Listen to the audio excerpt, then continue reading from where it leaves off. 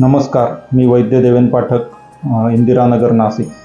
सृष्टीची उत्पत्ती ही पंचमहाभूतांपासून झाली आहे। त्याचप्रमाणे आपल्या शरीराची निर्मितीसुद्धा ही पंचमहाभूतांपासून झाली आहे।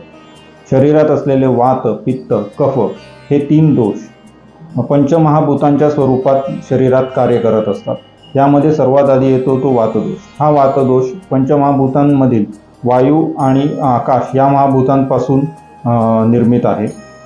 तर वातदोषामुळे शरीराच्या हालचालींवर नियंत्रण राहणे, ज्ञानेंद्रियाचे कार्य, कर्मेंद्रियाचे कार्य, मनाचे कार्य हे सुरळीतपणे चालू असते। त्याचप्रमाणे वातदोषामुळे पंचन संस्थेचे कार्य व्यवस्थित चालू असते।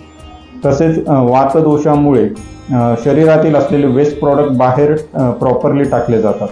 पण हा वातदोष बिघडला तर काय होऊ शकतं? शरीरांच्या हालचाली या मंदावू शकतात। आर्थरायटिस, रुमॅटॉइड आर्थरायटिस सारखे आजार उद्भवू शकतात।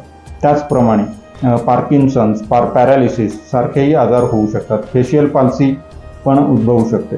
दुसरा आहे कर्मेंद्रिय आणि ज्ञानेंद्रियाचे काम बिघडले किंवा ज्ञानेंद्रियांमध्ये वातदोषांमुळे बिघाड झाला तर डीपनेस किंवा त्वचेचं टोनिंग जाणे किंवा त्वचेचे सेन्सेशन कमी होणे यासारख्या समस्या उद्भवू शकतात। मनाचे कार्य मनावर वाताचं नियंत्रण असते, पण वाताचं नियंत्रण सुटले तर उन्माद, अपस्मार यांसारखे आजार उद्भवू शकतात। सायकोलॉजिकल डिसऑर्डर, सायकोसोमॅटिक डिसऑर्डर सुद्धा होऊ शकतात।